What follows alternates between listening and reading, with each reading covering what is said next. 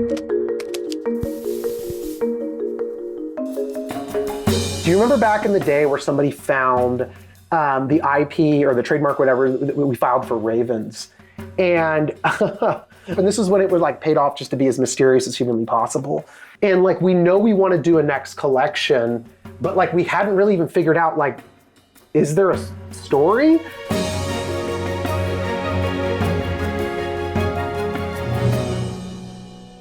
I've been an artist my whole life. I think since about 5 years old. I kind of had a dream to go work at Lucasfilm. That was like a big goal of mine for a long time. These two are the crew rewards that I got from working on Star Wars Rebels. Achieved that and kind of was at a what's next phase.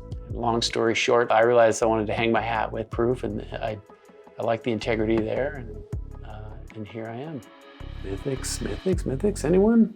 So this file is called Talon's Sketches. We didn't have any idea this was going to be called Mythics. This guy has an axe and he has a blood splat at his feet. He's kind of cute, but he also looks like a maniac. Or this punk bird right here, he's got spray paint. He's got the studded bracelet. He's got a little anarchy thing behind him. Or the one to the right here is like, oh, it's like a Chromie Squiggle bird. He's got the Chromie Squiggle shirt. But at some point when we realized they're the ancestors of the moonbirds. And I remember Luke being the one to ask about that as we're like kind of sketching ravens, and Luke has a ton of sketches, and I love the style. They look so cool. They looked magical, and we were looking at a lot of old Disney art, like back at the Robin Hood era of it. This is a wonderful Kitsune mask, and then you have a jaguar god mask by Melita Curfey, who is a great mask sculptor known as Miss Monster Mel. Ravens that were like purely magical, some that looked like more tribal and had like old things, some that looked like super futuristic with like beaks and heads separating and gears and stuff like that. And if people are going to the Mythics exhibition that we're showing, we're gonna track the whole process from like, Ravens all the way to like how we ended up at Mythics. We realized none of us had like a real opinion about like why it was what was going to be cool. Is there a story here? Are we firmly saying there is no story? If the only reason we're telling a story is because we just need a story, all it really is window dressing.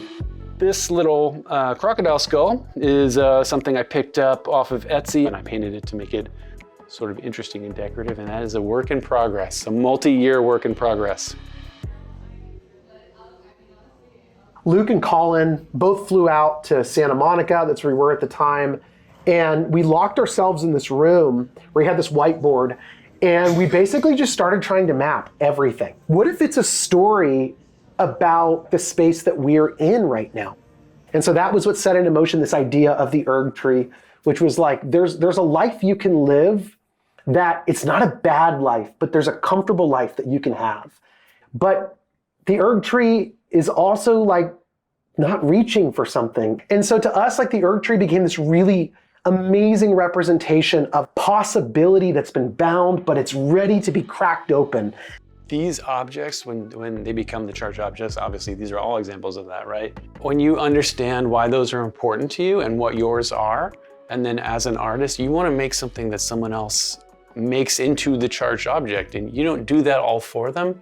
I mean, the biggest honor for an artist would be you make something and someone else feels that way about it and they put it on their wall, Yeah. I started to think, oh my God, I like this story. I love this story. I'm feeling really strongly about it. Oh no, what if nobody cares about this on the team? My fear was that there were 30 or now 40 people who had to understand this, and that was an entire campaign. Having come from games, a lot of times there's a debate very early on about whether people want to hear any story at all. And I think, of course we do. That's how we form communities. The charged object, it's not like necessarily that thing's intrinsic value, but it's the story we put on it. And the fact that we've all spread it to the team and we all know it and care about it is, I think it's special.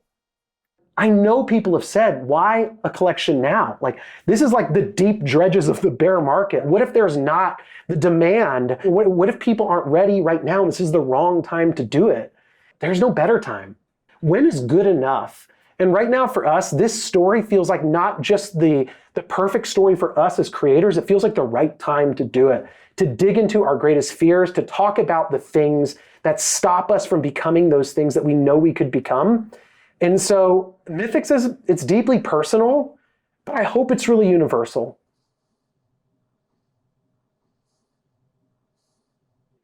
This little popcorn thing is, Lily saw this, my wife saw this, and she said, "Oh, that's pretty. Let's put it in the house." And I'm like, "No way! This stuff on here is like meaningful. It's the shrine." And we had a disagreement on this little popcorn jar, and now I remember that moment in the relationship and getting past that moment and learning to lighten up and accept, that something that she thought was fun could sit next to all my magical crap. Maybe it is art, but it has the meaning, even though it's a very simple object. So we'll put it back on the table. Yeah, it's going back on the table. Boop.